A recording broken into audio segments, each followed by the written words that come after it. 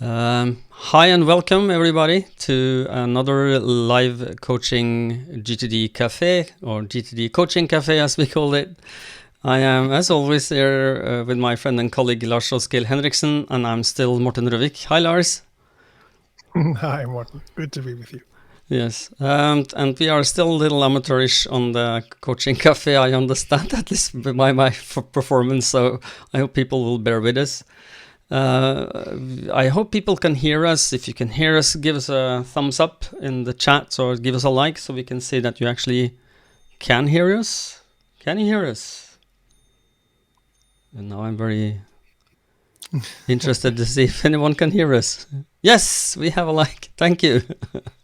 People can hear us. So, Lars, Great. today this is the second time, and we've amassed a few questions, and I think also we have a guest or two that will join us. Let's see. Yeah, let's see. Okay, so will you? You are the master of the questions. Can we just start with the questions, maybe? Yeah, so we had a couple of questions that showed up in the Danish GTD Masterminds group. A couple from Jens, and I think that he's been gathering these from a couple of different people. And also Michael Drews had one about the tickler files as well. Yes. So where do we start? Yeah, good question. So that depends on whether you want to bring them in or if we try to answer. Because I think if I look at the questions from Jens, he says that there will be at least 3 questions. So I think he will elaborate on the ones that he has posed or captured. But I think Mikael's question we can already pick up. So I will try to translate on the fly here. He said reference system, support material, archive, digital material, some of the stuff that we talked a bit about, and we've also briefly touched on in the GTD Coaching Cafe last time. What about the tickler file? How does one look like digitally? And he'd love to hear more about ours. So I'll pass that one on to you. Yeah, good question. I have a little strained relationship to the tickler file myself, because it's for those of you who've been reading about GTD and reading the book and looked at this, the original tickler file was 43 folders actually, that was nested in each other, and it was a physical system for physical material you want to merge at some time. You had 31 folders for the days in the month, and you had the date on top of them, and then you had 12 for each of the months. So let's say that you wanted something to show up in February at some point. You will just put it in February. When February arrives, you will decide when do I need to see this, and then you put it in the corresponding date, so it will show up, and that day you will open it and put it into your inbox and then process it for whatever you wanted to do with that. I never personally had a tickler file, physical one. Have you had that, Lars, a physical one? No, not the physical one. I have only had my digital one. Yeah, and it is you can use different tools for tickler. I have, for instance, in my OmniFocus, I have the possibility to do defer dates. So when it shows up in forecast, it will forecast view in OmniFocus. That defer date will put it on my radar. That's a possibility. You can also, of course, put it in a folder under a project called Tickler, so you will see it. The idea, if I'm not totally mistaken, is that the Tickler file is a way to put something far into the future, and a flexible way then to handle it when it shows up on your radar when that time approaches. So my tickler file is actually my calendar. If I want to use, let's say I need to renew my passport, that will be in my calendar for the date when I want to see that. So I don't know. What do you think, Lars? What is tickler file for you? Yeah, for me, it's exactly what you just said. And as I was thinking through your question on the physical tickler files. I do have at least one or two people in mind that actually do use these physical ones. So they are out there. Actually, I was just earlier today reading a draft of an upcoming article on gtdnordic.dk plug. Which will be describing one of the Danish GTDers who uses a very physical system, a paper-based system. So there are certainly people out there that still prefer this. Very interesting to see how his thinking about this was that, the tactile nature of paper, crossing something off my inbox in Todoist just does not have the same kind of feeling as taking that paper and crushing it up and throwing it in the paper basket. So some things of that nature to help you figure out how, what works best for you when it comes to systems. For me, the digital tickler project is exactly how I do it as well in Todoist. Have a project called Tickler File. For me, I have a grouping for someday maybes where I have the usual someday maybes that I revisit on a weekly basis. I have a monthly one. I have different groupings, and I also have my tickler file in there where I just attach dates to these things. So passport renewal, things like that, I still would keep those in the calendar just like you do, but things that I would sort of want to reconsider in a month's time. Let's see if things have changed, especially these days with it's really hard to predict where we will be in the month, what will be possible to do. So a lot of those will go on my tickler file to be reevaluated. So that's how I use it. Simply put it in there, put a date on it, and let it jump up on a specific day. So the challenge also for those of you who might want to try it is to be a bit careful with it, because I see that in my system that I will tend to, remind me the first Monday of next month, and I'll reconsider it. And then you get to the 1st of March, which happened yesterday as we record this, and boom, I suddenly had 30 things to consider. And that wasn't really, really helpful. So that was sort of, okay, we'll do a quick scan and postpone some of them even more, maybe put them on the someday maybe instead. So use it with caution and where it makes sense. And again, the clarify step, thinking it through whether it actually makes sense for you to have that there, or do you want to maybe cross it off your list, or remind me in 6 months or next year maybe. Keep those in mind as well, for sure. What I'm thinking is important here, people, is that GTD is not religion. It's not like if you don't have a tickler file, you will not go to heaven. No, it's part of a system that you can choose to use if it makes sense to you. If it doesn't make sense to you, don't use it. There are other things in the GTD methodology that you can't not do and have a functional system, but you can do without a tickler file.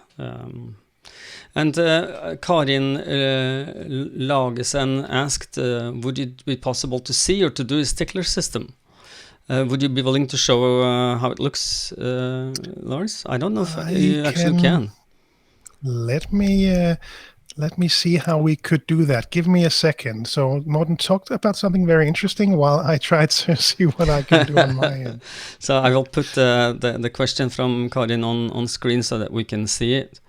But I'm not sure if you can. We will see if you can share your screen in here. That's interesting. I can. So what I will do is so I will just quickly make what it will look like. So give me a second.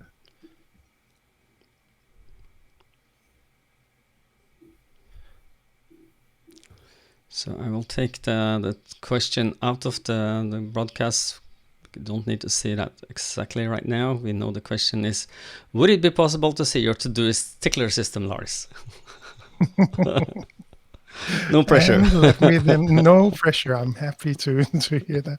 Let me try and share my screen. I don't think I have much on here. Actually, I can just share this one. So let's see how this goes.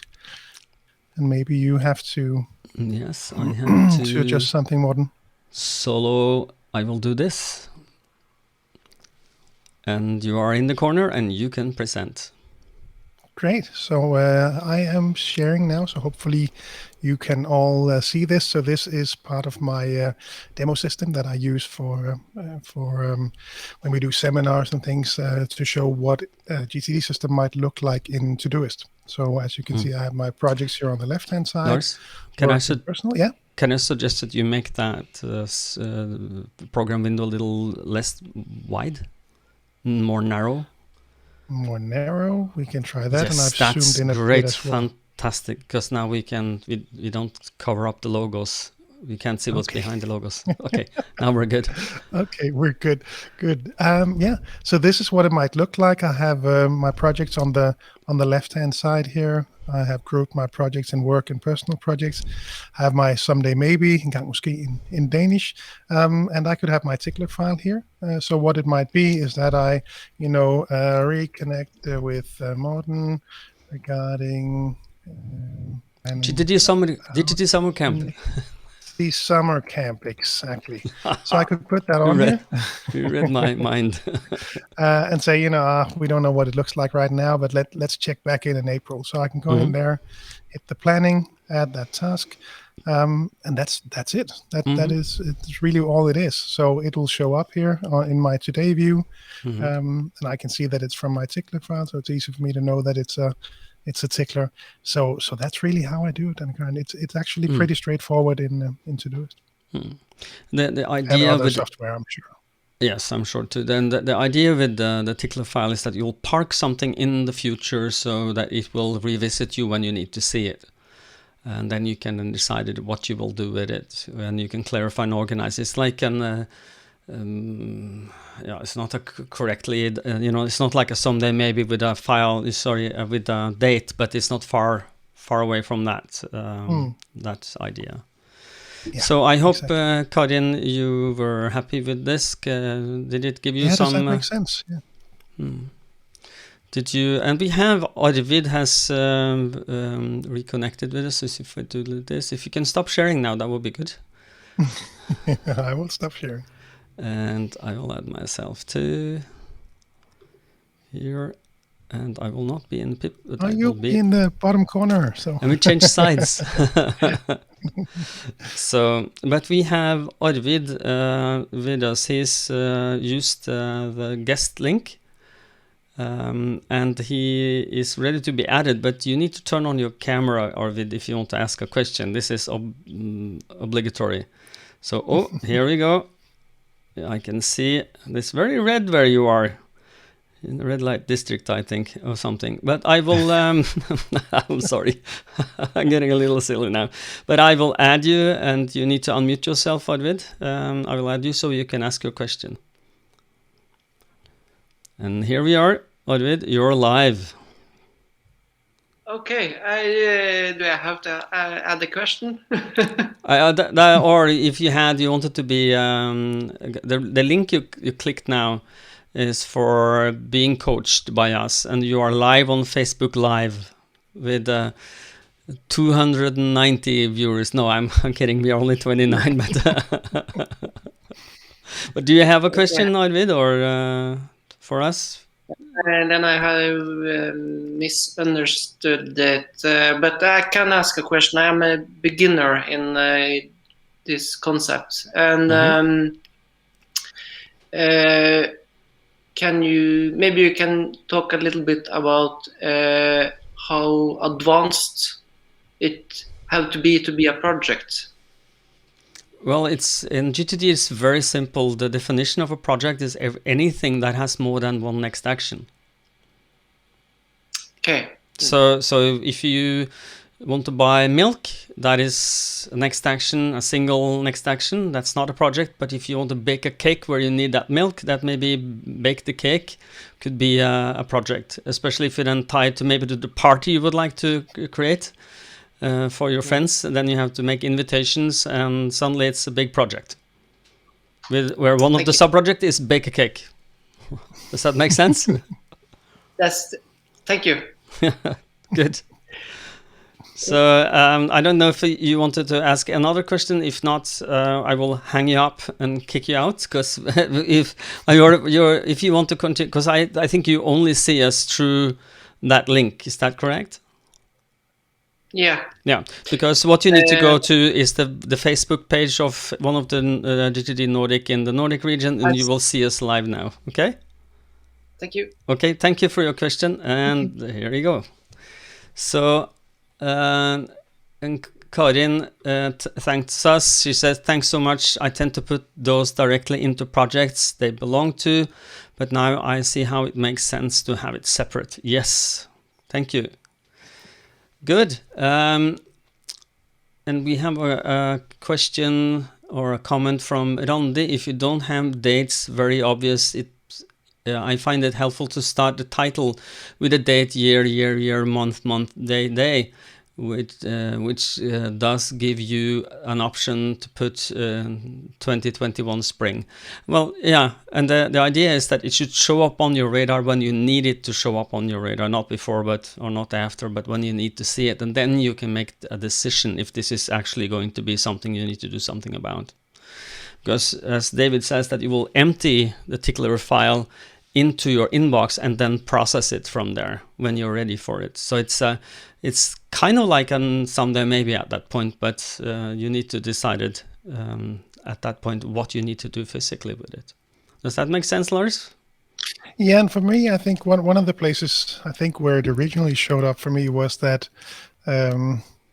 well, no, maybe to phrase it in another way, one thing that I was sort of missing from that date perspective, and perhaps that's also what you mean with that sort of, spring.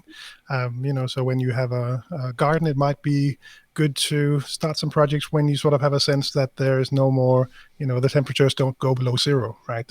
So having that kind of date reminder to say, okay, now can we start, planting the roses or whatever it might be. So that's where I think it also showed up for me in a private sense. Good. And Karin Lagesen write another question, which is, I would like to ask about the delineation between projects and areas of responsibility. Would you like to take that, Lars?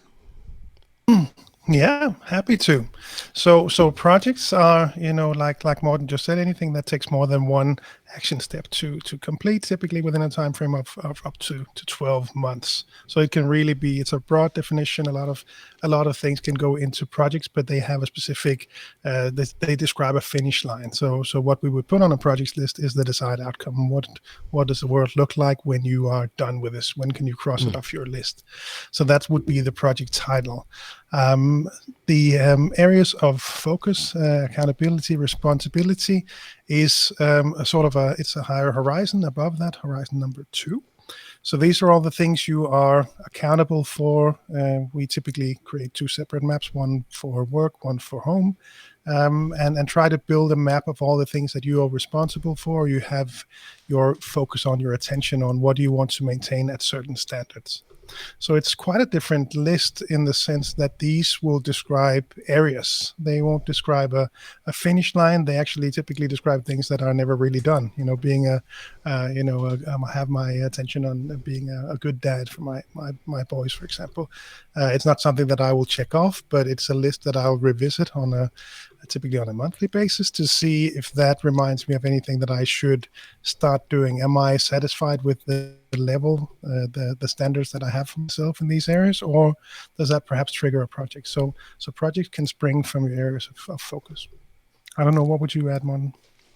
That's a good question, by the way. Yeah, it's really a good question, and it's very important that you keep those separate or separate from each other, because if you start mixing them, you will be confused. For instance, economy is an area of focus. Create budget for 2022 is a project. So let me try and show something. This is going to be in Norwegian. I hope that you will not die, or at least not very horribly screamingly doing so. Let me see if I can share my screen with you. So this is areas of responsibility, personal responsibilities, and as you can see, these are containing areas of focus or responsibility and people. So you can add people there, like if you have children, you have a spouse, you can add them to your areas of responsibility and focus. And I would like to take you away from here so we can see this, the full question. The idea of the areas of responsibility and areas of focus are that they will give birth to projects. Like when I look for my personal areas of responsibility, let's say that I look at house and living quarters, and I remember that, well, we have a door that's not functioning. That triggers it's not. I'm not taking good care of this areas of responsibility.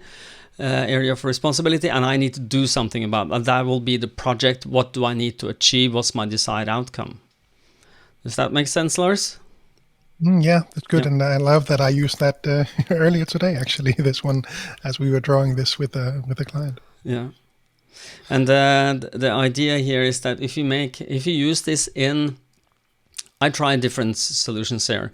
I don't know, I think you've also done this, is that in my list-based system, I've been using folders in OmniFocus you can use folders, and I used folders for areas of responsibility. And then I parked projects inside them. So it's kind of like you have a sphere, it's private or job, or work, work or private or personal.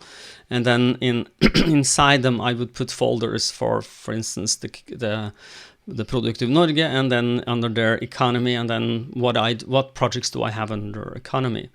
The problem with that is that because I live a rich life, it's a lot of areas of responsibility, and I decided now to take them out because it's not working well for me. How do you do that? Do you have them outside or inside your list manager? I have them actually both. I have them as groupings as well in Todoist, and I have a separate mind map with these, and I revisit them typically at my last review of the month, and love to go through them. Did that at the end of last month. 4 or 5 things came up that really were something that I want to improve, and it can 2 or 3 of them were business related things that I want to do better as we go forward, and a couple were more personal, where basic stuff like we like to cook with our boys, and we haven't really been doing that lately. We want to improve that. That then became an agenda item for my wife to talk about how can we actually improve this. Should they have a cooking day of their own, or whatever that whatever I like we can that do idea. to do that. Child labor. I support that in that sense. So on this topic, we actually have an additional question from Michael. So I'm wondering if I can share the link with him, and he can maybe join us. Yeah, please do. And while you do that and prepare him for this, I will add to the broadcast Karin Lagesen's latest question is, how would you separate those things in a tool such as Todoist then? So are you back to showing it to your Todoist now that you know how? Let's try. Yeah. So let me see if I can. This is almost like multitasking, but we would never do that. So no, we would not. Not talking and doing one thing at a time. Let's see. Are we back into Todoist now? Can yes, we are. I will make like this, and you are ready again. All right. So, as you can see in my sample system here, sorry that it's in Danish, but you can see I have a list of projects here. So we would simply group them in the same way that you have here. Right now I've kept it simple, had one named work, but instead I could have, let's say I have a lot of finance tasks, or finance projects, for example. Then I would have that up here, and any finance related stuff, get our books approved by the accountant, I would then move that under here. And instead of work, I could maybe call it courses, or I could call it PR, or whatever my different areas of focus are. So that would simply be a way to do it and to do it. It's again, they offer a lot of options to have sub levels here. They used to have more. I think they've limited it a bit now, but you can have this kind of grouping, so you can see sort of how your projects line up to the areas of focus that you have. And my thinking on this is that if that works for you to have it in your list manager and it doesn't confuse you, and you don't add a lot of clicks for finding your projects, fine, do it. If you find yourself confused by it and you spend time digging around in your system, clicking, trying to find your stuff, then maybe you should just take it out and put it in on a basic list and put it on your wall instead. That's been my solution. Is I printed them and I have them on the wall, so that when I lift my gaze now over my computer, I can see them. So that's also a possibility to do it. And if you close I will do like this, and I will get you back. I will get me back as well. And not in pip, but like this. And Michael is ready. And Michael, if you start with just getting ready to talk and unmute yourself, you will be on like now. It should be. I hope you can hear me. Yes, but we have a little echo. Can you turn down the computer audio or? Yeah, I can do that. Use your. All right. So about the areas of responsibility, I have been kind of using the same areas of responsibility for maybe a year or so, and during the last 3 or 4 weekly reviews, I've got that feeling that maybe it's time to evaluate those. And so my coaching question is basically, what kind of thinking are you doing when you're re-evaluating your areas of focus and areas of responsibility? Because I presume that you have that situation yourself as well now and then. Right? Yeah, I will leave that for Lars to start with, and I can chime in. You need to like this. Yeah, so you can turn up the volume, and you probably need to mute, otherwise we'll get there. You got it. Great. No, so it for me, the starting point is the standards that I have for myself. Am I comfortable with the way that this is going right now, or is there something that I need to do to improve it?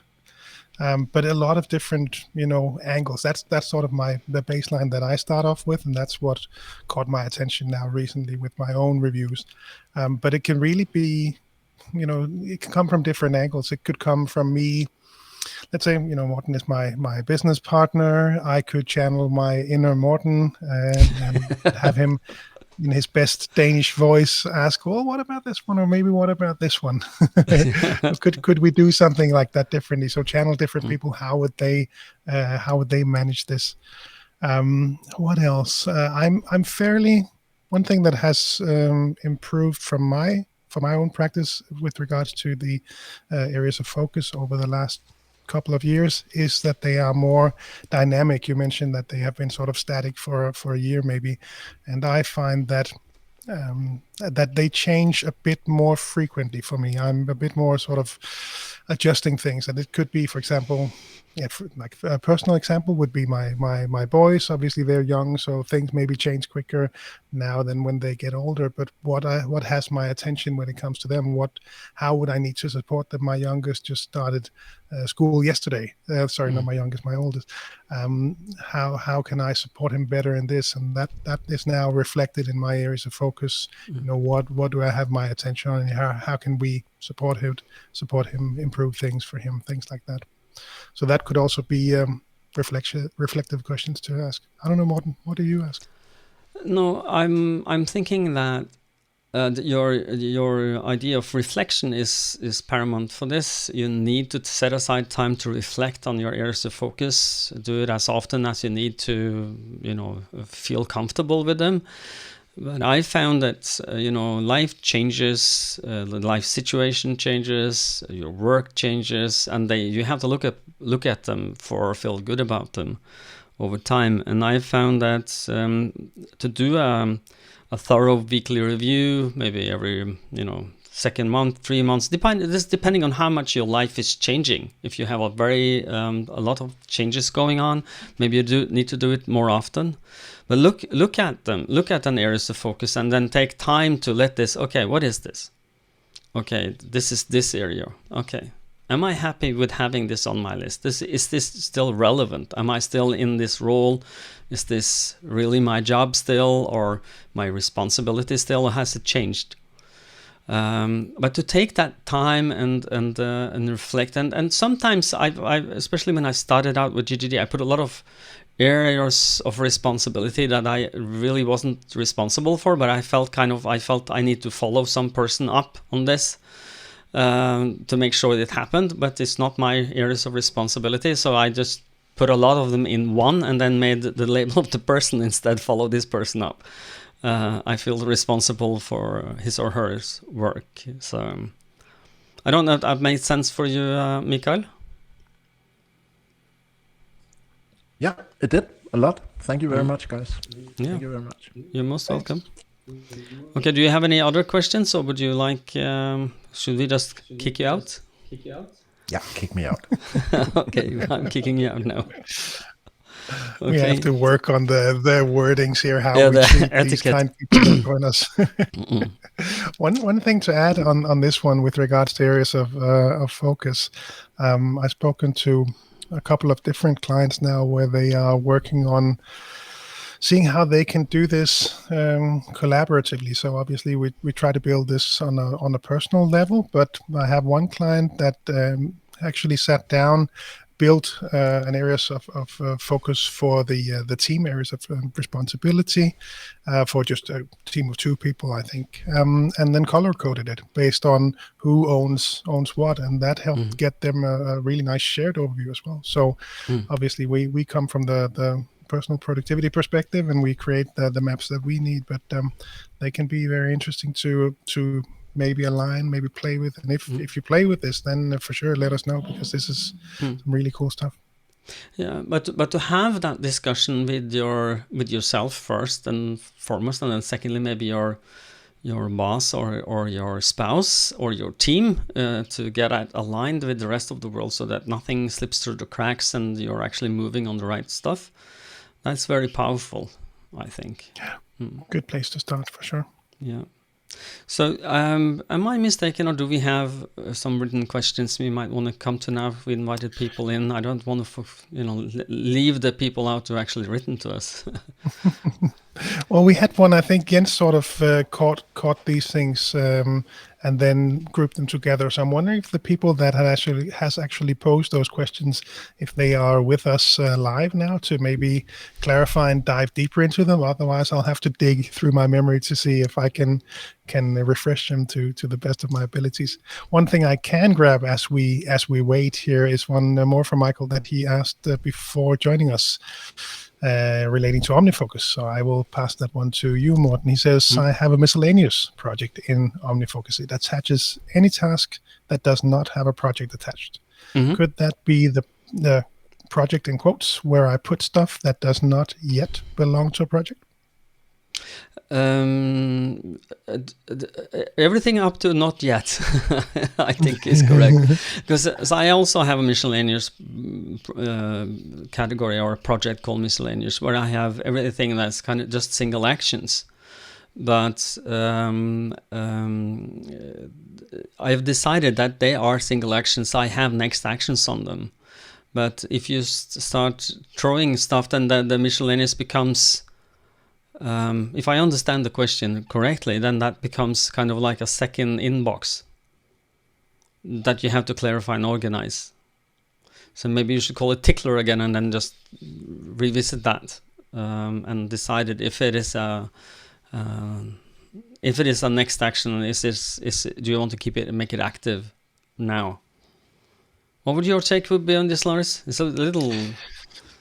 It depends on the details of what it is, I think, and for me, if I guess correctly in what it is, it's really just simple next actions that don't attach to any project. So it's just single next actions. They have to live somewhere. Yeah. For me, that's why you saw that I have the groupings with work and personal.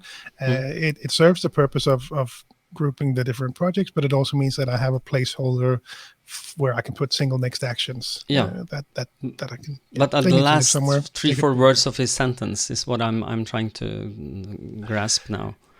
Can you read that last? Be, let's say, if it's sure. So it could be the last sentence was, could that be project where I put stuff that does not yet belong to a project. So it's Yet. I'm wondering if it mean but that could be, let's say, if it's an agenda item that I need to discuss this, Morten, we have to talk about that ad campaign. After I talk to you, it might become a project. For now, it's just a okay, single and then I action. understand it could be a project. If that's the case, if that's what he meant, then of course, yes, definitely. Yeah, maybe that's the case. I got another question from Elinor, who wrote, I just saw a notification. Remember, she's saying, I wonder how you use context, time, energy, and priority in your system. I have tried to use them as lists, categories, and custom fields in Outlook, but I don't use time energy that often, so I'm thinking of removing that step of inputting the information. Do you have information about time and energy in your system, and in that case, how? Good question. Time and energy, no. I don't have that personally, but I know people have that and enjoy that, and I think Lars is one of them. So Lars, this is yours. Yeah, no, it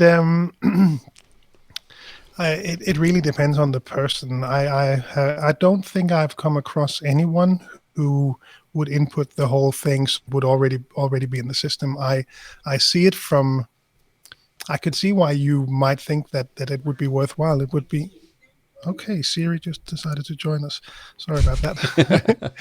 So I could see why it would be nice, because then the system would almost already have made the choice for you. Just input your how much time do I have, what's my energy level, and then these are the options. Boom. Right? Yeah, it would be nice, but I have not seen that work in practice.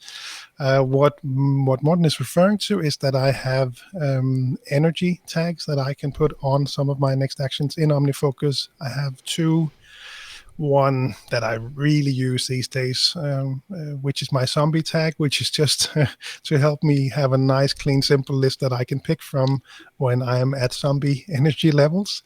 So at the end of the day, still want to get some productive stuff done the last 30 minutes before I head out the door. It's a great list, and I really love it. I use it relatively frequently, and it really, really helps me get things done. And from a timing perspective, I have seen clients as well where they, let's say they had a really back-to-back calendar that just never left them much time to get things done. So if let's say that a meeting finished early, they had 10 minutes until the next meeting. It was nice for them to have a list of things that took less than 10 minutes. So in those cases, it can be helpful as well.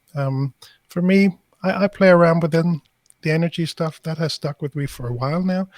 Time-based list. I know people that use them and really like them. Personally, I don't use them that much. No, me neither. And I find them to be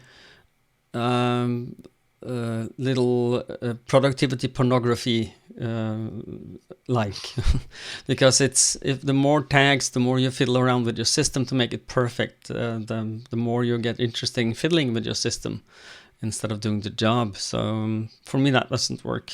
So but I have them on context as, of course, where am I, what do I need, so it's the office, errands, home, etc. And when the time is, I know when I look at the task very easily, does it take more than 10 minutes, 15 minutes, I can have an idea. And my energy level, that is, I know where I am at that moment. I don't need to write that down. I don't need to sort it on this. I don't know if hopefully that answered the question. The basic here is, don't make your system more complicated than it needs. Keep it simple, keep it lean and mean, and it should be easy to find your stuff. Don't create. That's part of the art. Yeah, of course. It is, and but it takes time, and it's I can't stress this enough, that you need to create a lean and mean system. That's more important than it is perfect, because it will never be perfect. Yeah. So. And yes. I shared the link now with Jens. So Jens was the person kind enough to gather things, gather some of the questions. So I think he would maybe be able to join us now to elaborate a bit. He's in the green room, and if you unmute yourself, Jens, I will add you. And here we have Jens. Hi, Jens. Hi. So you had some questions for us, I understand.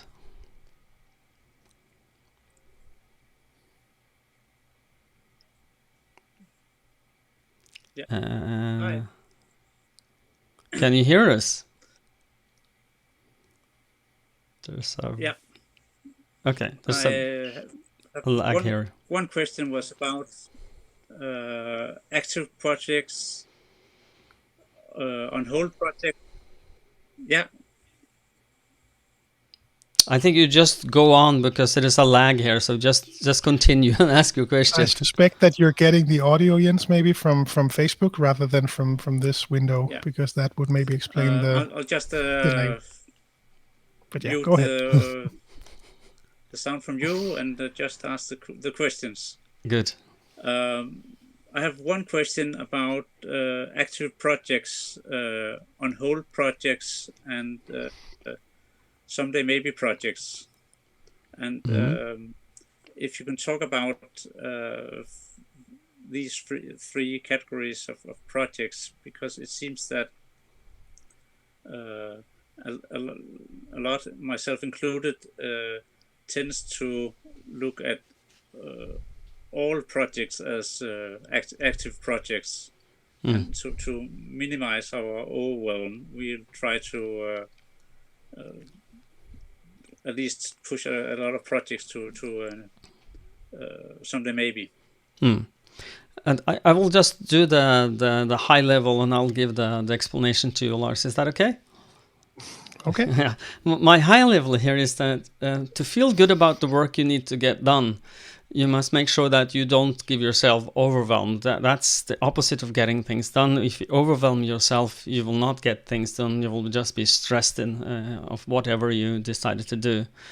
So to do that, you need to categorize things as active and inactive. The biggest, that you have, for instance, reference system for your non-actionable but support material for projects or next actions. That's non-actionable. Then you have your actionable system where you put your things you need to do something about. But when you've decided to do something about that, then you can park those projects that you want to complete on different set of lists. And Lars will explain which list we have for this. I think you're on a roll now. I'll let you go all the way, Morten. No. This is yours. I gave it to you. I set it up. Now you can kick it into the goal. I'll have to keep this in mind, that I can just frame some things and then just throw the ball north to yeah. Do that. Well, the way, like Morten was saying, there are really active projects and inactive projects, and that goes back to the clarify step: is it actionable or not? So all things taken into consideration. I really like to, the question in the clarify flow takes on a different meaning as you progress with GTD. When you start off, everything is actionable because that's what typically has most of your attention. As you start to progress, build that system, then when you ask the question, is it actionable? Then you have to take into consideration all the stuff that you have now listed as projects, as active projects, that you can then see, I'm working on this now. Do I have the time to then also take on these other ones? So that question becomes even more meaningful. And obviously, if you then say, sorry, no, I don't have the time, or I'd rather work on these other things, then that's where the someday maybe list comes into play. Say, no, that's not actionable. I'll incubate it for now, someday maybe list. So split those two up. And then, as you correctly say, we have this on hold type of projects, which is not something that we mention in the fundamentals course, the level 1 course in GTD. We say this is either someday maybe or it's active. No in betweens. Keep it simple. And then when you join the level 2, we start to soften just a bit. So I know actually some people here are attending and will soon be attending the level 1. So now you know a bit of the secret.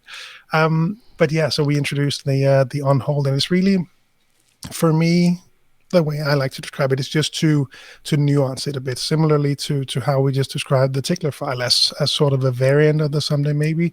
The on hold is just that as well. It's sort of an in between, especially for people that want to put things on hold, but it's not a someday. It's not a maybe. Sorry, it is something I have to do, but it has to be parked for now. So it's sort of that in between place where it's more. It is inactive, but more on the verge of becoming active than the someday maybe ones. I don't know if that made it more clear, or I just confused everyone with with that roundup. I have just a few comments on that. The definition on hold is for me is that, I don't know if this is my. I play this harp all the time. There's more to do than there is time, and for you to feel good about what you are going to do, you need to make sure you're not overloading yourself in the moment. And the way I would suggest for anyone who would like to get good at GTD is that don't have too much on your plate at the same time, because you've heard me talk about before on the podcast, some of you, that I talk about the combine harvester. When you harvest on the field wheat, you can have a wide or a narrow scope of what you need to do. And if you have a wide scope of your cutting machine, the cutting tool, you are moving very slowly, but you cut a lot of straws, which means that you move very slowly, but on a lot of different projects.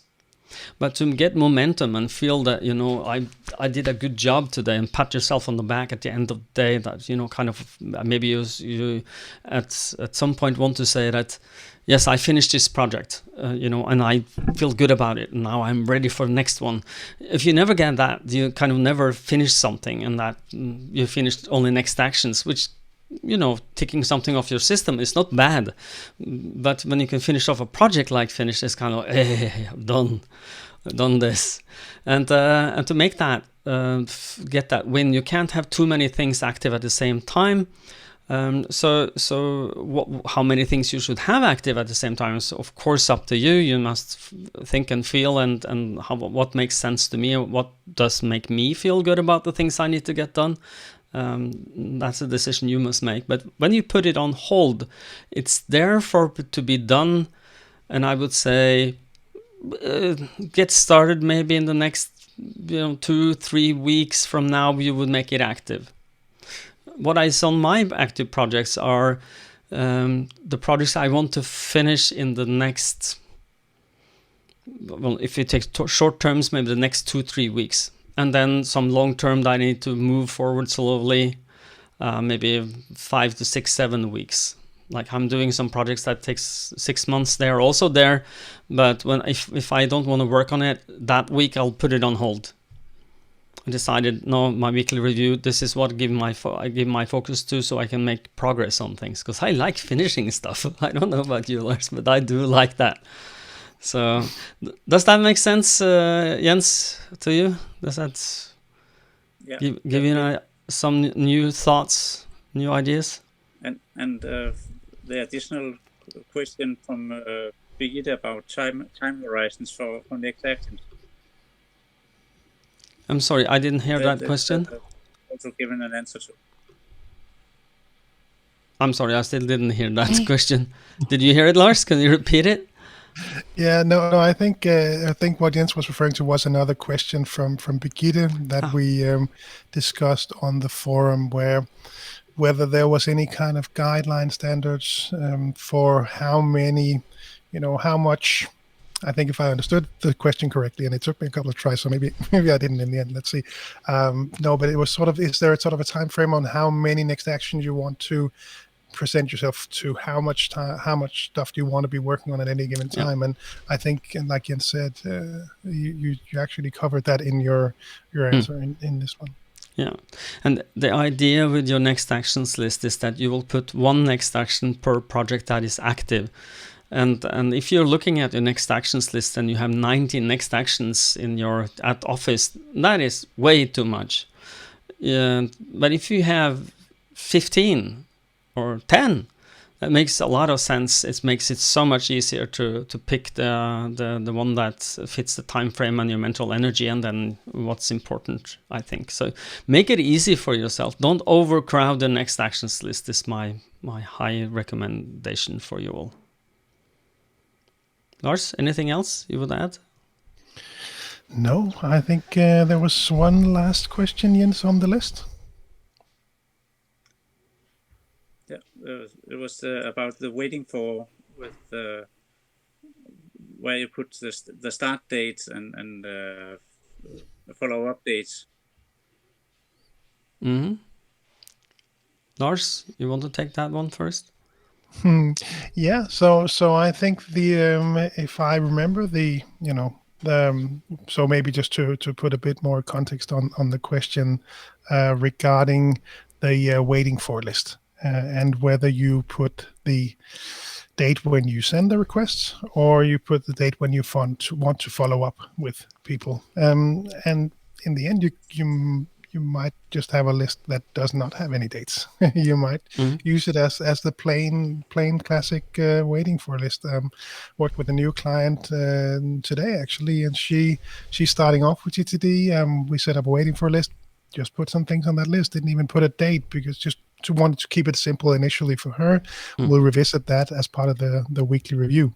And then another approach might be to note down when you sent the request, because obviously that will help the person to know when you're reviewing this list, does that make sense for me now to follow up on this? And lastly, the other option was to put a date on when do I want to follow up with people. And that's the option that I personally prefer, where I say if I have not heard back from Jens regarding this question about the meetup steering group, then I will follow up with him.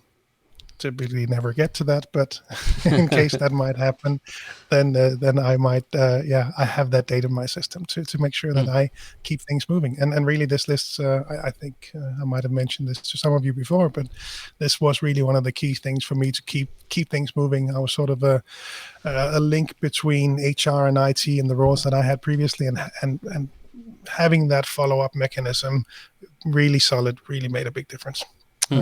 What would you say, Martin? No, I would chime in what you said, and you can think of this as if you use the no date date capture, then follow up dates. You can look at this as a prioritization. Is that if it's really important for you, you will make a due date for the follow up. If it is a soft follow-up that you need to see when you do your weekly review, because you will read through you're waiting for and then decided, is this something I need to do something about? Do I need to follow this person up? Do I need to send an email today? That could be an alternative or a way to solve this. I work in our, especially when it comes to clients and customers, it's when they request something, we use our CRM system, and I'm starting using that more and more actively now, and that works really well because then I can have it as a full day event. I wait for client X regarding Y something, and then that will be in the calendar. And if I understand that maybe I gave this person a little too short and narrow window to respond, I can then just drag it to another date, and I can think, okay, I don't have to follow this up today, but if I need to follow that up, I will then send an email or call or text or whatever is appropriate at the time. But all the other waiting fors are for me without date, because I look upon them. If it's something I have to do, follow up within this week, I would put a date. If not, I would look at it on my weekly review on Fridays and then decided if I need to do that. Do I have to follow up this week or do I need to follow up now? So I don't know if that give you nuance. It's that the GTD is, you need to have a waiting for, and how you do that is up to you. I'm just trying to give you some ideas on how you can handle this. Great. And that's but getting things done is so highly personal. What works for me might not work for you, but you have to think about this. You have to reflect, and you need to try them out. Try the different things out and see how you feel about them. And the more you use GTD, the more you use to practice the habits of GTD, the more you will be in tune with your emotions, which is a good thing, because something makes you feel good and something repels you. And if your list of waiting fors repels you, or you don't feel good about them, do something about it. It's my try out what we just told you. See if we can get them to work better for you. Yeah, thank Yes. Yeah, you're most welcome. Any more questions from the list of Jens? Lars? No. Okay. Well, then we will bid you goodbye. Yes, thank you for your contributions. I'm trying to change my language now because Lars gave me indication that I'm, kicking off. Maybe it's not a good idea to use. But thank you, Jens, for your contribution, and thank you for being such an active part of the getting things done in Denmark. This is yay. Yeah. Yeah. Okay. Thank you, Jens. Take care. Okay, Lars, we are 5 minutes to the hour. Do we have something more we need to address? I am looking through. So today changed from last time. So I'm both monitoring the different pages, both in Denmark and in Sweden and in Finland. And I think we have covered everything. Fedor says, thank you for your time. So that's the last one that I see on my list. So nothing further here. No, I look at the same at the Norwegian page. I don't see anything. I don't know if you're on the GTD Nordic in Sweden or at my personal page. You might not, may have not seen your comment. I don't know. I'm checking Sweden and Finland and Denmark. So nothing more on those at least. Okay, good. Well, should we wrap it up with a little shameless self-promotion of what we are doing, of podcast and etc., etc.? Getting Things Done podcast by GTD Nordic. Listen to it or be square, something like that.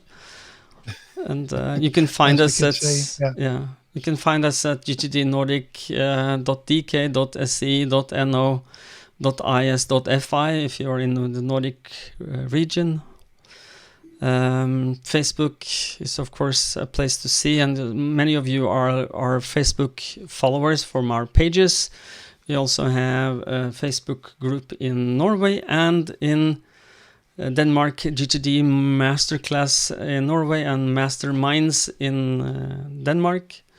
And do we have one with Martin in Sweden? I'm not sure. I'm not sure off the top of my head. No. Martin, if you're here, post a comment so people can get... He's here the Swedish one at least. I see him. Okay, so if you have one, post a promo for that, so the people who are following us can also be part of the Facebook groups that we have. Anything else we need to say before we sign off, Lars? No, I echo just all the stuff that you said. Go in there and download that podcast and download. We are at 95,000 now, so we are closing in on a milestone. So keep listening, and great to have you on all these different forums as well. It's so much fun these days. So thanks all for attending. Yeah, and I see some comments that about the GTD summer camp. That seems to be a trending topic these days in the Danish group. So. Imagine having a weekend in sunny Denmark somewhere during the summer with a lot of other people who are interested with GTD and to do some workshops. Would that be interesting? Let us know in the groups. And I'm at least attracted to that thought a lot. So let's see. Yeah, it would be fun. And since we are not doing, as another person pointed out earlier today when we did the Clubhouse, GTD Getting Things Done at Clubhouse, the summit was, there is 8 years until the next summit. So in Amsterdam. So maybe we can do something in between for people who love GTD. Let's see what we can make. And rate us on iTunes podcast, very important. Okay, should we sign off with that silly note? Let's do that. Yeah. Okay. Thank you for watching. We were around 20, between 20 and 29. That's good, I think. Thank you, everybody who was here. Until next time. In 1 month, first Tuesday in the month, 8 o'clock. See you there. And prepare us with your questions. Come back and we will let you in. And I will not kick you out. I will say goodbye to you. Okay? Okay. We promise. Take care. Bye. Bye-bye, everybody. Bye, everyone. Take care.